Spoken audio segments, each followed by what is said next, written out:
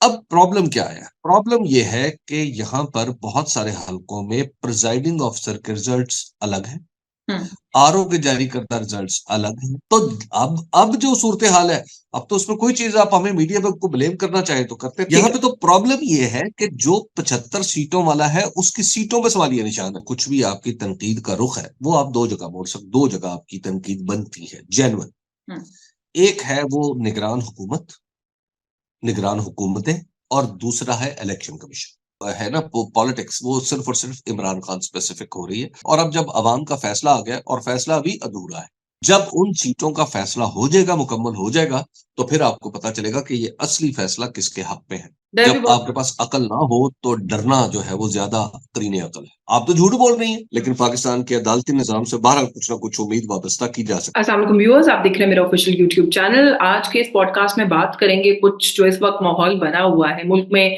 कहा जा रहा है कि इलेक्शंस हुए हैं, जो इलेक्शंस हुए हैं कितने क्रेडिबल हैं। इलेक्शन से पहले के जो कुछ मामलात हैं, इलेक्शन से जुड़े अब कुछ मामलात हैं, उन पर बात करेंगे। और वैसे भी जब हम बात करते हैं इलेक्शन से पहले जाके लोगों से पता करने में कि वो किसको वोट देना चाहते हैं, एक सर्वे कंडक्ट करने में, तो मैं कहूंगी कि मोर और लेस मैं तो समझती हूँ कि अगर हम सहाफत के अंदर बात करें तो वो एक अथॉरिटी उनको समझा जा सकता है।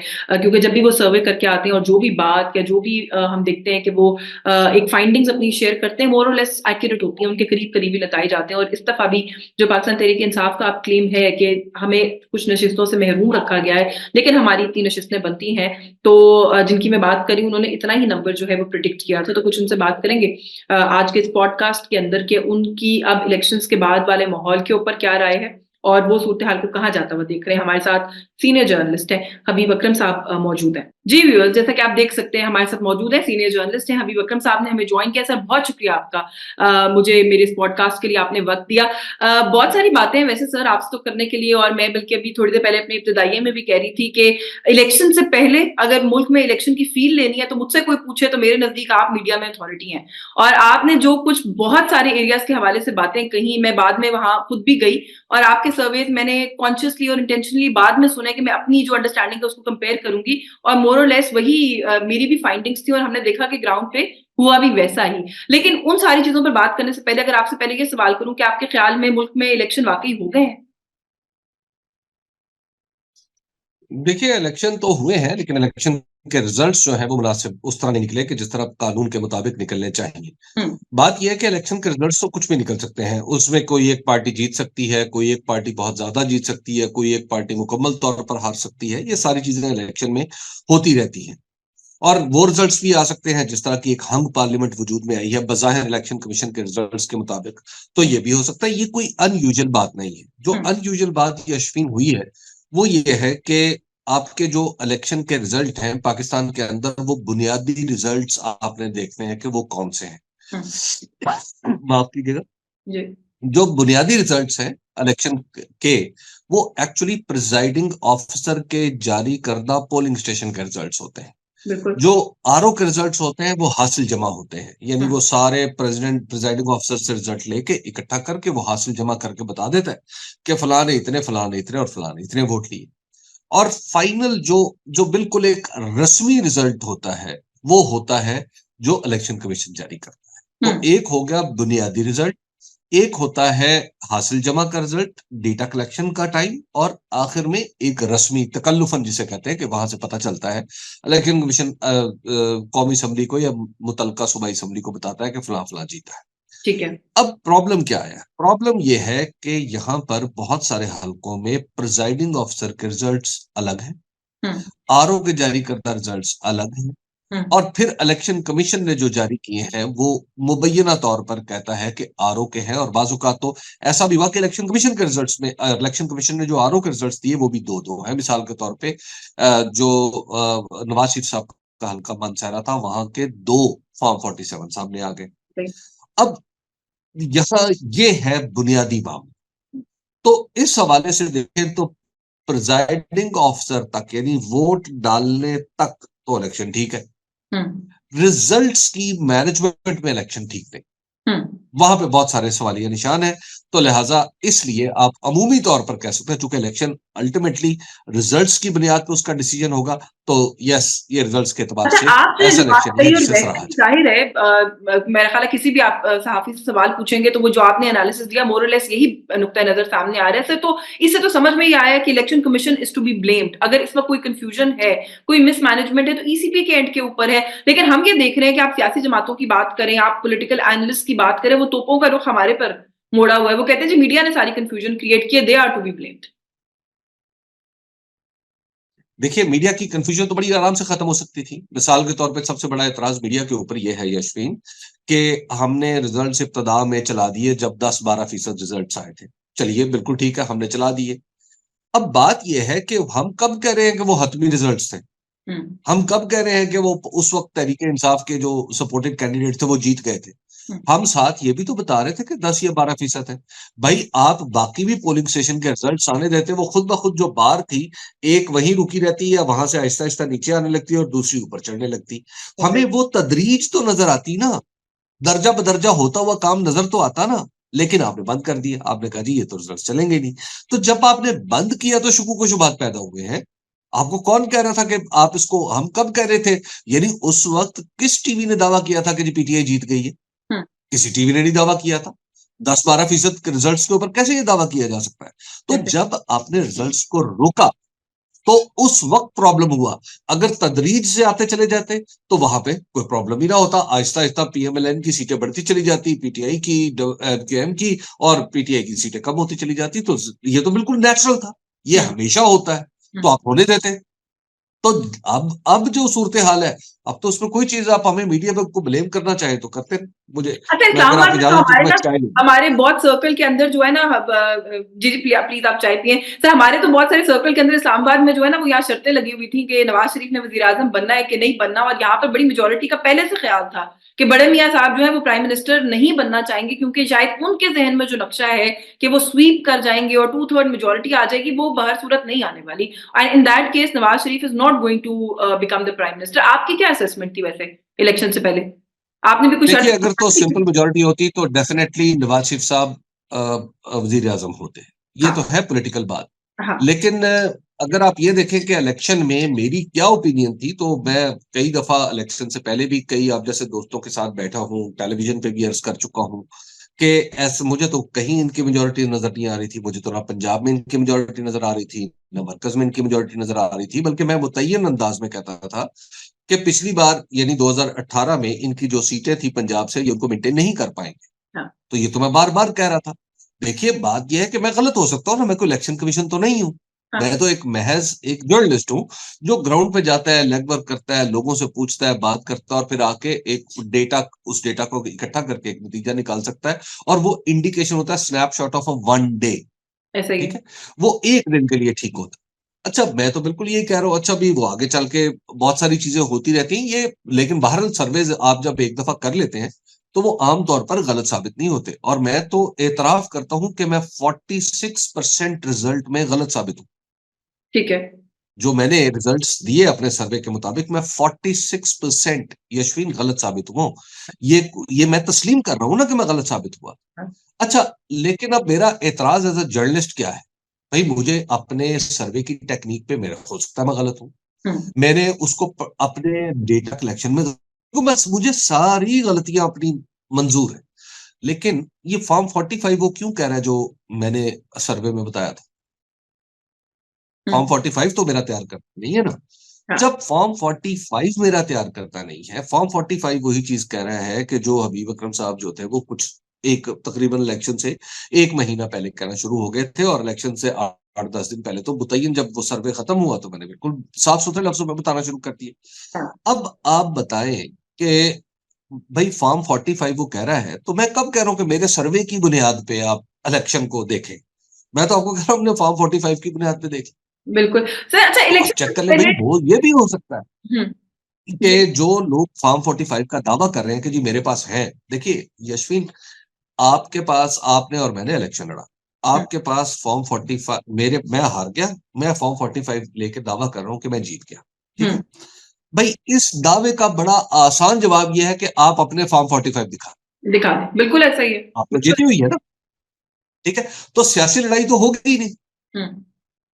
अच्छा, आप कह रही तो है नहीं हमारे तुम नून लीग फॉर्म के 47 दोस्तों ले का लो। आजकल जो गुस्सा है और भी पारा चढ़ा हुआ है और फॉर्म 45 का सवाल पूछने पे वो जैसे नाराज हो जाते हैं, मेरा ख्याल है बहुत सारी चीजें तो उस रवैये से भी जो है वो खुलकर सामने आ जाती है, उसमें हमें क्या मजीद बहस करने की जरूरत है, वो बड़े सेल्फ एक्सप्लेनेटरी एटीट्यूड्स है मुझे लगता है सर। थोड़ा सा अगर मैं आगे की बात करूँ, इस वक्त मुल्क में क्या हो रहा है सर? एक माइनॉरिटी जमात जिसके पास अभी सीट्स पूरी, क्या अगर हम वैसे भी अगर रैंकिंग की बात करें तो हाईएस्ट नंबर ऑफ सीट्स नहीं है, वो आगे बढ़ गए हैं, उन्होंने 60 सीटों पे पहले विक्ट्री स्पीच कर डाली, अब वो कहते हैं जी हम गवर्नमेंट बना रहे हैं। एक जमात कहती है आपको वज़ीर-ए-आज़म बनवा देंगे, आपके साथ हुकूमत नहीं करेंगे।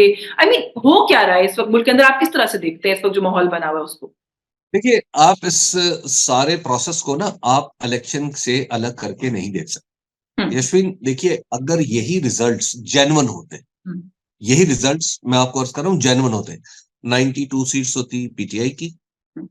फिर 75 होती पीएमएलएन की, 54 या 55 होती या 53 थी उसकी 54 पीपल्स पीपल्स पार्टी पार्टी की, की। 15 16 17 एमकेएम की होती। एक एक इलेक्शन का नॉर्मल माहौल होता, उस नॉर्मल माहौल में ये सीटें आ जाती, फॉर्म 45 का झगड़ा बीच में ना होता, तो इसी में से जो गवर्नमेंट बन रही है ये निहायत मुस्तहकम गवर्नमेंट होती। ठीक यहाँ है। पे तो प्रॉब्लम ये है कि जो 75 सीटों वाला है उसकी सीटों पे सवालिया निशान है। हुँ। एमकेएम की 17 सीटें, उनकी सीटों पर सवालिया निशान है। वो तो तो मेरा जब ख्याल है आप उनकी उनकी अब आप अपनी जरा बर्दाश्त से ज़्यादा सीटें मिल गई हैं, एमक्यूएम का तो मसला ही अलग आप जैसे आप जरा तसव्वुर कीजिए, हम पाकिस्तान के सिस्टम पे भरोसा करते हुए आगे बात कर रहे हैं। है। पाकिस्तान के सिस्टम ये कहता है कि आपने जब इलेक्शन के खिलाफ जो उज़रदारी लेके जानी है, वो बाकायदा गज़ट नोटिफिकेशन के 45 दिन बाद के अंदर-अंदर लेके जानी है। उसके बाद 45 दिन के अंदर। ठीक है। चलिए जी, हम ये कह रहे हैं कि ये सारी सीटों पे उज़रदारियाँ दाखिल होगी, इलेक्शन का ट्रिब्यूनल्स के पास चली। अच्छा, इलेक्शन ट्रिब्यूनल्स में अगर फैसले वो आ गए जो फॉर्म 45 के मुताबिक जिनका दावा किया जा रहा है, तो फिर ये हुकूमत कहाँ खड़ी होगी? ऑब्वियसली ये गवर्नमेंट गिर जाएगी ना, फिर सही हाँ, बिल्कुल। ठीक है? और हमारा कानून कहता है कि 180 दिन के अंदर-अंदर फैसला करना है। हुँ, तो गोया 22 फरवरी को रिजल्ट आएगा, ठीक है? 22 मार्च, और 22 मार्च से 15 दिन आगे का मतलब है कि तकरीबन 7-8 अप्रैल तक आप उज़रदारियाँ जमा कराएँगे। हुँ, 7-8 अप्रैल से 180 दिन यानी 6 महीने आप आगे चले जाएँ, ठीक है? मई, जून, जुलाई, अगस्त, सितंबर, अक्टूबर, या ठीक है? तो इसका मतलब ये है कि अगर हमारा कानून अपनी अपनी रफ्तार से जो कानून में लिखी हुई है उसके मुताबिक चले, तो ये तो गवर्नमेंट जो है वो कहीं की ये गवर्नमेंट कम से कम 6 महीने तो लटकी रहेगी ना, की रहेगी, बिल्कुल। ठीक है? तो अब इस सूरत-ए-हाल ये वो कॉम्प्लेक्स सूरत-ए-हाल है जिसको जिसको हम सब फेस कर रहे हैं। हुँ। नहीं, तो इस बिल्कुल। सूरत-ए-हाल को आप इलेक्शन से हटा के ना देखें। नहीं, ज़ाहिर है सर, वो तो इस वक़्त जो सारा माहौल बना है इलेक्शन से हटा के तो नहीं देखा जा सकता। अच्छा, गवर्नमेंट की वर्किंग और फॉर्मेशन पर भी मज़ीद बात करती हूँ। लेकिन बहुत से लोगों का ख़्याल है कि अच्छा, पहले वैसे मुझे थोड़ा-सा ये भी ज़रूर बताइए कि ये जो अभी हमने बात की है कि 75 सीटों के ऊपर इस वक़्त एक कंट्रोवर्सी चल रही है, एक मामला जो है वो समझ में नहीं आ रहा कि क्या हुआ। ये रात को 12 बजे के बाद किसने निकल के वोट डाल दिया है एमक्यूएम को और नून लीग को? उससे पहले तो वोट लग रहा था जहाँ जिस डब्बे में पड़ा है वहीं से निकल रहा है। फिर उसके बाद वोट वोट अचानक बढ़ गए। देखिए, मुझे नहीं पता इस बात का, नहीं पता? मुझे नहीं पता। आपको पता नहीं है या आप बताना नहीं चाहते? नहीं, मुझे पता ही नहीं है, मैं ये मानूँगा ही नहीं कि मुझे पता है। मेरा ख्याल है ये बात पता शायद सबको है, मानने को कोई तैयार नहीं या कहने को कोई तैयार नहीं, सारा मसला यही है। जी, बस आप थोड़े लिखे को ज़्यादा समझें। थोड़े लिखे को ज़्यादा समझे, चलिए फिर आगे बढ़ जाते हैं। बहुत सारी चीज़ें शायद कहीं न कहीं बैक ऑफ आवर माइंड्स हमें पता था। इस मुल्क में इलेक्शन पहले भी होते रहे हैं, किस तरह से होते हैं। कुछ लोगों का ये ख़्याल है कि एक चीज़ जो नहीं पता थी, जो अभी इलेक्शन के बाद आउट ऑफ सिलेबस आ गई है, वो ये आई है कि इमरान खान साहब की जमात के लोगों ने जाके मौलाना फज़ल रहमान से मुलाकात कर ली है। ये टोटली आउट ऑफ सिलेबस है। वो कहते हैं कि जितना इमरान देखिए खान के लिए नवाज़ शरीफ के साथ बैठना मुश्किल था, नामुमकिन था, ज़रदारी के साथ बैठना मुश्किल या नामुमकिन था, उससे ज़्यादा मौलाना के साथ बैठना मुश्किल और नामुमकिन था। ये कैसे हुआ? देखिए यास्मीन, ये अगरचे आपको थोड़ा-सा अजीबो-गरीब लग रहा है, हुँ, लेकिन जब इलेक्शन हो जाते हैं, तो बहुत सारे मुश्तरका मौक़िफ़ सामने आते हैं और बहुत सारे मुतज़ाद मौक़िफ़ भी सामने आते हैं। हुँ, अब इलेक्शन के हवाले से एक मौक़िफ़ है बहुत सारे लोगों का। हुँ। अच्छा, वो आपका भी है, मीडिया में तकरीबन वो सभी लोग इस पे मुत्तफ़िक हैं। पीटीआई का भी यही मौक़िफ़ है, मौलाना फज़ल रहमान भी यही फरमा रहे हैं, हुँ, और आज आप जीडीए के जलसे में आज जो जी, सिंध में हुआ है, हुँ, वो कितना बड़ा जलसा था और वहाँ पे पीर साहब वग़ैरह भी यही कह रहे हैं। या ये बिल्कुल सारे लोग क्या कह रहे हैं? ये सारे लोग ये कह रहे हैं कि जनाब आपके इलेक्शन के ऊपर सवालिया निशान है। तो अब क्या करें? सवालिया निशान अब आप अगर इलेक्शन पे लगा रहे हैं, मैं ये तो क्वेश्चन नहीं है ना कौन जीत रहा है, कौन हार रहा है। क्वेश्चन ये है कि ये सवालिया निशान लगा हुआ है। तो जो सवालिया निशान लगा रहा है, मेरा ख्याल है कि उसके आपस में मिल बैठने में कोई हर्ज नहीं। ठीक है, मतलब उनका अगर कोई कॉमन इस वक़्त वो है। सर अच्छा सवालिया निशान लगाना, प्रोटेस्ट करना ये सारा किसी भी डेमोक्रेटिक सिस्टम पता नहीं कितना डेमोक्रेटिक है वैसे, लेकिन राइट है उसके अंदर। लेकिन सर जो कुछ बातें कही गई, मौलाना की तरफ से भी कुछ जुमले अदा किए गए। एमिल वली खान ने कहा कि मैं वली खान से ज़्यादा खतरनाक साबित हो सकता हूँ। शाहज़ैन मुफ्ती ने प्रेस कॉन्फ्रेंस की, उन्होंने कहा जी हमें कोई पिस्तौल ना दिखाए, हमें पिस्तौल दिखाई गई तो हमें जवाब में पिस्तौल दिखानी आती है। ये जो स्टेटमेंट्स आ रही हैं, ये कितनी अलार्मिंग है? आपको क्या लगता है वो बल्कि मुझे भूलना नहीं चाहिए, मरवत साहब ने भी कहा, उन्होंने कहा जी कि 9 मई का हम पे गलत इल्ज़ाम है, लेकिन अगर अवाम को हक ना मिला हम 10 9 मई करेंगे। तो सर ये तो ये सिचुएशन और टेम्परेचर कहाँ जा रहा है? देखिए बात ये है कि इस वक़्त जो है मेरा ख़्याल है कि ये कहना थोड़ी-सी ज़्यादती है। ये जो कुछ कह रहा है कि पिस्तौल दिखाया या 9 मई कर देंगे, ये बात दुरुस्त नहीं है। ये तर्ज़ अमल भी दुरुस्त नहीं है। ये चाहे कोई भी सियासत करे, सियासी जमात करे या सियासतदान करे। हुँ, ये तर्ज़ अमल दुरुस्त नहीं। असल बात ये है कि आपको जो कुछ भी आपकी तनकीद का रुख है, वो आप 2 जगह आपकी तनकीद बनती है, जेन्युइन। हुँ, एक है वो निगरान हुकूमतें और दूसरा है इलेक्शन कमीशन। हुँ, निगरान हुकूमत और इलेक्शन कमीशन बिलखुसूस पंजाब में और सिंध। हुँ, आप ज़रा देखिए कि निगरान हुकूमत ने किया क्या है। हुँ, सिंध में आपकी निगरान हुकूमत के जो सरबराह हैं, वो एक साबिक जज साहब हैं, जी, ठीक है ना? और साबिक जज साहब की वॉच पे आपके कराची में धांधली के इल्ज़ामात लग रहे हैं। अच्छा ये बताइए कि कराची में जो आरओज़ थे, वो कौन थे? सिविल अफ़सर थे ना, बिल्कुल। ठीक है? वो किसके नीचे थे? पंजाब में सबसे बड़ी धांधली पंजाब में हुई है। पंजाब में सिविल अफ़सर किसके नीचे थे? हुँ, ज़ाहिर है आपकी निगरान गवर्नमेंट के नीचे थे ना। इनकी फ़हरिस्तें किसने प्रोवाइड की थी? निगरान गवर्नमेंट्स ने की थी ना। हुँ, अच्छा इनके ऊपर जो प्रेशर्स हैं, अगर फ़र्ज़ कीजिए निगरान हुकूमत इनकी सपोर्ट में आके खड़ी हो जाती, तो क्या कोई धांधली हो सकती थी? हुँ, या इनको धांधली से रोकना चाहती, तो क्या कोई धांधली हो सकती थी? देखिए ये और फिर हमारा जो इलेक्शन कमीशन है, अगर हमारा इलेक्शन कमीशन ऐसा ज़बरदस्त जगह है कि इलेक्शन कमीशन ने हमें हम अब इलेक्शन कमीशन किस चीज़ को डिफेंड कर रहा है? वज़ारत दाखिला के इस फैसले को कि इलेक्शन के दिन इंटरनेट बंद होगा, मोबाइल फ़ोन सर्विस बंद हो जाएगी। जी, आपने मोबाइल फ़ोन सर्विस बंद करके क्या किया? हुँ, इलेक्शन कमीशन को हालाँकि इलेक्शन कमीशन का जो पूरा आप कहिए ना उसका जो काम था इलेक्ट्रॉनिक, वो तो खड़ा ही इंटरनेट के ऊपर हुआ था। सही है। आपने उसको क्यों खराब किया? हुँ। और फिर आप आके कहते हैं लॉ इस एंड तरह की ऑर्डर, वो कहते हैं तावील देते सिक्योरिटी हैं। सिचुएशन थी ना जी, उसको देखिए, डिफेंड अब करना। लॉ एंड ऑर्डर क्या इलेक्शन कमीशन की ज़िम्मेदारी है? हुँ, भई वो इलेक्शन प्रोवाइड करना। शेड्यूल की अनाउंसमेंट के बाद यश्वीन, इलेक्शन कमीशन की तरफ से इलेक्शन शेड्यूल की अनाउंसमेंट के बाद हुँ, बलूचिस्तान में वाक़यात हुए, उस वक़्त फ़ोन खुले हुए थे, तो इसका मतलब है कि आप फिर इलेक्शन कमीशन ज़िम्मेदार है। हुँ, क्या आप इस मंतक को मानेंगी? हुँ, देखिए, इलेक्शन कमीशन का दस्तूर में किरदार लिखा हुआ सिर्फ़ एक हुँ। फ्री, फेयर और जस्ट इंतखाबात करवाना। साफ, शफ़ाफ, मुनसिफ़ाना इंतखाबात करवाना, जिसमें इलेक्शन कमीशन अभी बुरी तरह नाकाम दिखाई दे रहा है। बिल्कुल नाकाम हो गया, उसमें तो ख़ैर कोई दो राय नहीं है। सर आप एग्री करते हैं इस नुक्ता नज़र से, एक ओपिनियन इस वक़्त ये एक्सिस्ट करता है कि इस मुल्क की सियासत जो है वो अडयाला से इस वक़्त चल रही है। ऐसा लग रहा है कि बहुत सारी चीज़ें जो है ना वो उनके क्या कहना चाहिए उनके इख्तियार में चली गई हैं और ये नहीं है कि वो किसी ने ला कर दी हैं, वो मेरे ख़्याल है इस मुल्क के अवाम ने बाहर निकल के वोट ही इस तरीके से डाला है कि वो ना चाहते हुए भी इसमें अब कोई शक मामला नहीं चला गया। इसमें कोई शक नहीं है। देखिए, ये आज की बात नहीं, पिछले 2 साल से इमरान खान स्पेसिफिक पॉलिटिक्स हो रही है। देखिए, इमरान खान को हटा दो, इमरान खान को आने नहीं देना, इमरान खान ने असेंबलियाँ तोड़ दी, इमरान खान को अब इलेक्शन नहीं देना, इमरान खान को जेल में डाल दो, इमरान खान को सज़ाएँ दे दो, इसकी पार्टी से बल्ले का निशान ले लो, इसकी पार्टी को ये भी नहीं करने दो। देखिए, पूरी की पूरी जो है ना पॉलिटिक्स वो सिर्फ़ और सिर्फ़ इमरान खान स्पेसिफिक हो रही है। तो लिहाज़ा इसमें तो कोई शक नहीं है और अब जब अवाम का फैसला आ गया और फैसला अभी अधूरा है, हुँ, अभी अभी मुकम्मल पूरा फैसला नहीं आया। मुकम्मल नहीं है, उनका जो ये क्लेम है वो अधूरा है। उसकी वजह ये है कि बहुत सारी सीटों के ऊपर सवालिया निशान है ना। हाँ। जब उन सीटों का फैसला हो जाएगा, मुकम्मल हो जाएगा, तो फिर आपको पता चलेगा कि ये असली फैसला किसके हक में है। अब अच्छा बात ये अवाम है कि के जब अवाम मैंडेट का के फैसला बाद है जो तो हमें पहला मानना चाहिए।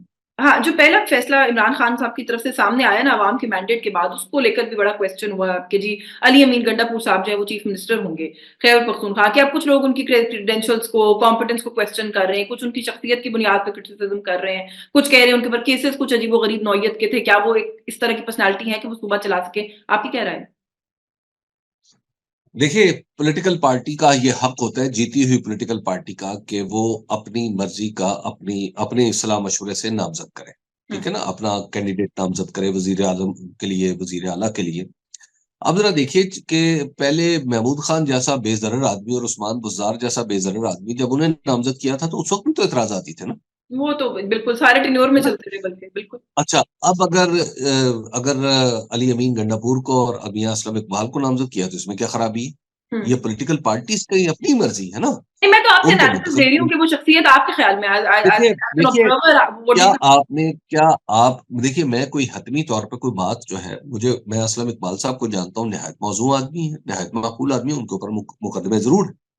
इसी तरह अली अमीन गंडापुर साहब की अगर मैं उनकी वज़ारत के दौरान उनकी कारकर्दगी देखूँ, तो मिसाल के तौर पे उनके मामले उनको 2 इलेक्शंस का सामना करना पड़ा। हुँ।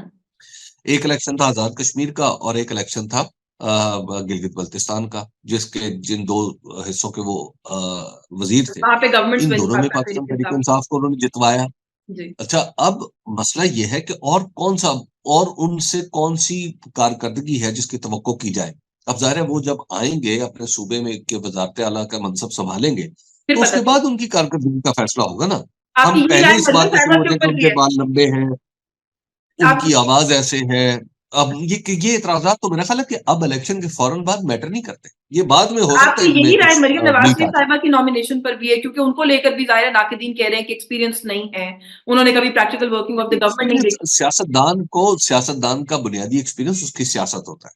हुँ, ठीक है? वो कोई फैक्ट्री मैनेजर के तो पहले वो फैक्ट्री मैनेजर हो और बाद में वो किसी मुल्क के सूबे का कोई वज़ीर बन जाए या वज़ीर आला बन जाए, ऐसा तो नहीं होता ना। हुँ। सियासतदान का बुनियादी जो उसकी जो तरबियत है, वो लोगों को साथ लेके चलने की है तो इस मरियम और वो नवाज़ को तरबियत तो गुड मोहतरमा चॉइस मरियम नवाज़ के अंदर भी है। अब सवाल यहाँ पैदा होता है कि मोहतरमा मरियम नवाज़ जो हैं, क्या उनके पास उतनी नशिस्तें हैं, जितनी एक वज़ीर आला को चाहिए एतमाद का वोट हासिल करने के लिए? जिस तरह कौमी असम्बली के अंदर बहुत सारी नशिस्तों पे सवालिया निशान है, पंजाब में भी उतनी ही नशिस्तों के ऊपर सवालिया निशान। हुँ, हुँ, पंजाब के अंदर भी जो इलेक्शन है, वो उसके ऊपर बहुत बड़े-बड़े निशानात। हुँ। तो वो क्या, अब ये अपनी-अपनी जमातों की मर्ज़ी होती है कि जब इलेक्शन के ऊपर इतने बड़े सवाल उठ रहे हों और आप वज़ीर-ए-आज़म या वज़ीर आला बनना चाहें, तो बिस्मिल्लाह, नोबडी कैन आस्क यू, सही। नोबडी अच्छा कैन टेल थोड़ा-सा you sir to do Maulana anything. Fazal Rahman के ऊपर भी मैं चाहती हूँ वक़्त थोड़ा-सा कम ही है अब मेरे पास कि क्या मौलाना की पॉलिटिक्स को कैसे एनालाइज़ कर रहे हैं? उनका इस वक़्त क्या मसला है आपके ख़्याल में जो चल रहा है? वो पहले तो बददुआएँ दे गए, उन्होंने कहा जी अल्लाह करे ये ईवान ना चले, अल्लाह करे ये पार्लियामेंट ना चले। फिर उन्होंने कहा जी शहबाज़ शरीफ, नवाज़ शरीफ को कहता हूँ आके मेरे साथ ऑपोज़िशन में बैठें। वो भी बात नहीं बनी तो अब वो माज़ी के किस्से जो है वो खोलना शुरू हो गए। उन्होंने जनरल बाजवा का नाम ले डाला, जनरल फैज़ का नाम ले ले डाला, वोट ऑफ नो कॉन्फिडेंस में उनके किरदार को तो ख़ैर एक्सपोज़ जो किया, अपने किरदार को भी साथ में एक्सपोज़ किया। पहले तो ज़रा बताइएगा कि मौलाना इस वक़्त क्या करना चाह रहे हैं आपके ख़्याल में? आपको क्या नज़र आ रहा है? देखिए, सिंपल सी बात है, जब आपके मौलाना का रिएक्शन देखिए कब आया, हुँ, उससे पहले क्या हुआ? हुँ, उससे पहले ये हुआ कि पूरे मीडिया के अंदर, पूरी दुनिया में ये शोर मचा कि इलेक्शन के अंदर गड़बड़ हुई है। बिल्कुल। अब इलेक्शन के अंदर गड़बड़ हुई, तो उसका फ़ायदा किस-किस को मिला? उसका फ़ायदा बुनियादी पीएमएलएन को मिला, हुँ, उसका फ़ायदा एमक्यूएम को मिला, उसका कुछ फ़ायदा पाकिस्तान पीपल्स पार्टी को मिला। हुँ, अच्छा, इस गड़बड़ का कोई फ़ायदा मौलाना फज़ल रहमान को हुआ? हुँ। कोई नहीं हुआ ना। नहीं, 4 अच्छा, सीटें। अब ज़रा आप तसव हुँ, अब ज़रा तसव्वुर कीजिए, एक सीट है मौलाना फज़ल रहमान के खाते में भी, वो है पेशावर की एनए 28, हुँ, जहाँ से नूर आलम खान जमीयत उलमा इस्लाम की सीट पर जीते हैं। ठीक है। ठीक है? वहाँ पर भी प्रॉब्लम है। अच्छा, अब मौलाना ने जब जब उनके साथियों ने देखा होगा, मैं आपको यहाँ से माफ़ कीजिएगा, जी, मैं अब जो बात कर रहा हूँ, ये मैं थोड़ा-सा इसमें अंदाज़ा भी शामिल है। हुँ, भई बहुत सारे लोग फिर कहते हैं ना अपनी जमात के लीडर को कि जनाब जब इस तरह सीटें बँटनी थी, तो फिर हमें भी सीट मिल जाती। जब इस तरह सीटें बाँटी जा रही, तो क्या हमें नहीं मिल सकती? हुँ, ठीक है? तो फिर आपका एतराज़ात जो है फिर वो बनते। हुँ। तो ये सारा मसला इस बात का है कि वो जो कुछ बाँटा गया उसमें हिस्सा प्रॉपर नहीं दिया गया। लेकिन सर थोड़ा-सा वो जो एक बात उन्होंने इंटरव्यू में की है नदीम मलिक साहब के साथ, उसको कैसे देख रहे हैं? वो कहते हैं जी हमें बुलाया गया, हमें कहा गया कि ये करना है। तो सर ये जब आप एक तो 2 लोगों पर ये इल्ज़ाम लगा रहे हैं कि जब वो एक अंडर एक स्पेसिफिक ओथ थे, उन्होंने इस मुल्क की पॉलिटिक्स में इंटरफेयर किया। साथ-साथ आप खुद पर भी इल्ज़ाम लगा रहे हैं और अपने साथियों पर भी इल्ज़ाम लगा रहे हैं कि आपने उनके कहने के ऊपर एक चलती हुई गवर्नमेंट को गिराया। ये ये क्या मामला है? या फिर मुझे इस मामले का कुछ पता नहीं। ये हुँ। मौलाना ही बता सकते हैं, उन्होंने ही बताया। ये नहीं बताया तो उन्होंने ही है, लेकिन फिर भी आपको नहीं लगता फिर इस तरह की बात के ऊपर मौलाना खुद भी ज़द में आएँगे अगर ये नहीं, मुझे नहीं लगता। मसला मैं इस तरह की बातों में, देखिए, मैं इतना अक्लमंद आदमी भी नहीं हूँ और मैं बहुत खौफ़ज़दा भी रहता हूँ। मुझे हाँ, डर भी बहुत लगता है। डर भी जब बहुत आपके पास अकल ना हो तो डरना जो है वो ज़्यादा करीने अकल है। अच्छा तो इसलिए एक मुझे ओपिनियन इस अब वक़्त चलिए इस पे छोड़ देते हैं। एक ओपिनियन इस वक़्त ये बहुत चल रहा है कि नवाज़ शरीफ साहब की सियासत शायद अब खत्म हो गई है इस मुल्क के अंदर। You agree with that? दफ़न हो गई मुझे है। ऐसे ही लगता है।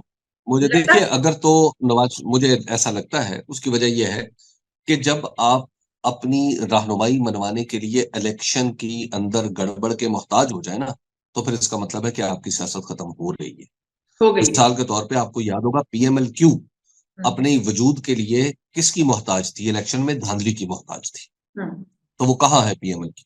हुँ। तो जब कोई जमात अपने वजूद के लिए इलेक्शन की धांधली की मोहताज हो जाए, तो फिर तो आप उसकी सियासत पे इन्ना लिल्ला पढ़ सकते हैं बड़े आराम से। बड़े आराम से। आपको इमरान खान साहब एनी टाइम सून बाहर आते हुए नज़र आ रहे हैं?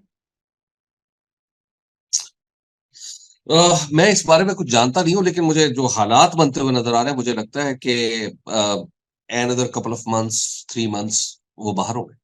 वो बाहर होंगे, ये मसला जो है वो और ये गवर्नमेंट फ़ॉर्मेशन भी आपको लगता है ये माइनॉरिटी गवर्नमेंट बन जाएगी इसी फ़ॉर्मूला पे जो पीपल्स पार्टी कह रही है कि आपको प्राइम मिनिस्टर बना के हम पीछे हो जाएँगे?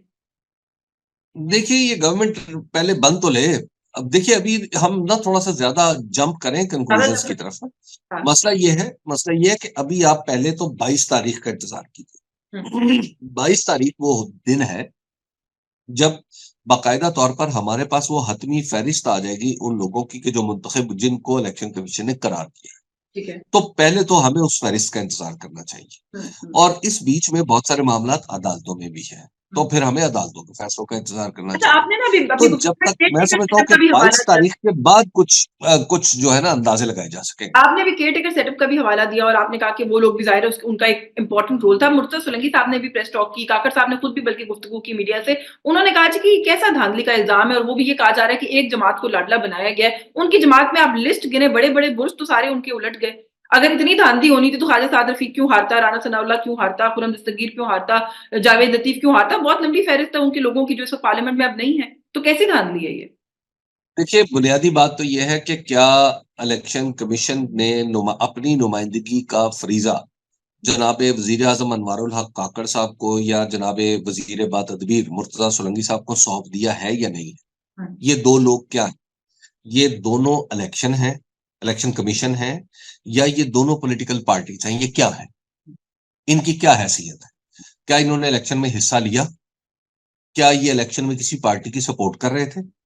या ये इलेक्शन में किसी पार्टी की मुखालफत कर रहे थे? ये क्या कर रहे थे? हुँ। तो नून लीग को तो तब बड़ा हम इनकी बात दिया सुने ना। वैसे काकड़ साहब अब ने। ये इलेक्शन कमीशन के बिहाफ पे आके ये कहें कि जनाब हमने इलेक्शन बड़ा फ्री एंड फेयर करवा लिया, तो कैसे माना जा सकता है? भाई, हुँ, आप तो किसी खाते में नहीं है। आपकी तो कोई कानूनी दस्तूरी हैसियत ही नहीं है कि आप इन सारे मामलात में किसी भी तरीके से इन्वॉल्व हो। तो हुँ, या तो पहले इस जुर्म का इकरार करें कि आप इन्वॉल्व थे, हुँ, तो फिर आप ये बात भी करें। अब आ जाए अगली बात कि भाई, ये जो इलेक्शन कमीशन है, ये जो आप कह रही हैं कि 4 बड़े लोग हार गए, तो अब 4 बड़े लोग हार गए, भाई क्वेश्चन ये नहीं है कि वो 3 या 4 हारे हैं। म असल इलेक्शन के रिजल्ट्स ये बता रहे हैं, ये सिर्फ ये 3-4 नहीं हारे, और भी 30-40 बहुत हारे हैं। और भी बहुत है, हाँ। ठीक है ना? तो आप कह रहे हैं इन 3-4 हारने वालों को बुनियाद बना के उन 30-40 को कबूल कर लिया जाए, क्यों? मतलब आप ये कोई सेंस है? मिसाल के नहीं, तौर पे कहने ये का वो जो बिल्कुल ऐसी आर्गुमेंट है दलील है, प्रोबेबली उसका मतलब ये है ये ना कि बिल्कुल उनकी ऐसी गलती दलील है गलत कि है मैं तो बिल्कुल आपके इनको 2 फेवर करते हैं। इनको यस्मीन, फेवर ये करते बिल्कुल ऐसी दलील है कि मैं आपके 2 टेलीफ़ोन सेट हों, मैं उनमें से 1 चुरा लूँ और आपको ये दलील दूँ कि देखें आपके पास 1 तो है ना, क्या आप इस दलील को मानेंगी? नहीं ज़ाहिर है। ठीक है ना? तो क्या ये दलीलें हैं देने वाली? मेरा ख्याल है कि इन लोगों को नहीं, वो छोड़ के दलीलें देने लोग वाले तो कहते हैं ना जी, परवेज खटक साहब कहाँ गए, जहांगीर तरीन साहब कहाँ गए, इनकी तो सियासत ही खत्म हो गई। तो फिर अगर कुछ इतना ही प्लान था, तो कुछ ऐसे 4-5-10 लाडले तो बचा ही लिए जाते ना, अगर अगर और कुछ ना भी होता तो। देखिए, अब ये दलील ही नहीं है। बुनियादी तौर पर मसला ये है कि इस दलील पे बात करना इसको वैलिडेट करने के मुतरादिफ। हुँ। ठीक है? सर, मैं आखिर आप में ये मतलब कहती आप ज़रा तसव्वुर करें, हुँ, ये दलील किस किस्म की है। मैं आपको इसको ज़रा मज़ीद खोल के बताता हूँ। आपके घर में एक सेफ है बहुत महफूज़ जगह पे और एक सेफ है ज़रा कम महफूज़ जगह पे। कम महफूज़ सेफ में से चोरी हो गई, आप पुलिस के पास रिपोर्ट दर्ज करवाने गईं, तो आपने कहा कि जनाब ये मेरा सेफ है, इसमें से चोरी होगी। पुलिस ने कहा ले, आप तो झूठ बोल रही हैं। आपके यहाँ इतना महफूज़ सेफ भी तो मौजूद है ना, उसमें तो चोरी नहीं हुई। आप कह रही हैं हार चोरी हो गया, ये बताइए अंगूठियाँ तो वैसी की वैसी पड़ी हुई हैं। आप कह रही हैं इतने रुपए चोरी हो गए, बाकी रुपए तो इतने के इतने ही पड़े हुए हैं। मतलब ये दलील क्या मानने वाली है? बिल्कुल ठीक है, ये वाक़ई कोई दलील नहीं। सर, बस आखिर में ये कह दें, कोई तकरीबन 70-72 सीट्स जो हैं वो कह रहे हैं पाकिस्तान तहरीक-ए-इंसाफ वाले, जो वो कहते हैं कि अभी भी उनका क्लेम है कि जी उन्हीं का मैंडेट था जो चोरी किया गया है। आप वो सारा जो इस वक़्त माहौल है उसको सामने रखते हुए, लीगल सिस्टम और स्ट्रक्चर को सामने रखते हुए, कुछ सीटें वापस आती हुई नज़र आ रही हैं, या आपको लगता है कि बस वैसे ही कोई एक एक जी, बिल्कुल। एक एफर्ट इन वेन हुआ? अगर जब तक जब तक वो सीटें वापस नहीं आएँगी, पाकिस्तान के अंदर इस्तेहकाम भी नहीं आएगा, नहीं, लेकिन अनफॉर्चुनेटली। ये तो मेरी और आपकी राय हो सकती है ना, आपको ये प्रैक्टिकली होता हुआ नज़र आता है? ये मुझे होता हुआ नज़र आ आएँगी सीटें मेरी वापस? अंडरस्टैंडिंग है कि इलेक्शन कमीशन और अदालतें पाकिस्तान की इलेक्शन कमीशन पे तो ज़ाहिर है अब ज़रा कुछ ज़्यादा उम्मीदें नहीं हैं, हुँ। लेकिन पाकिस्तान के अदालती निज़ाम से बहरहाल कुछ न कुछ उम्मीद वाबस्ता की जा सकती बिल्कुल ठीक है। बहुत शुक्रिया आपका हबीब अकरम साहब। कोशिश यही थी कि बहुत कुछ हुआ, क्योंकि आपने इलेक्शंस को हमेशा इलेक्शन से पहले भी और बाद में भी आप इतना क्लोज़ली स्टडी करते हैं, सो आई वांटेड कि मैं अपने व्यूअर्स के लिए भी आपसे बात करूँ। आपका बहुत शुक्रिया सर आपके वक़्त के लिए। Thank you so much. है। व्यूअर्स, आज के इस पॉडकास्ट से बस यही कुछ, मुझे इजाज़त दीजिए। अल्लाह हाफ़िज़।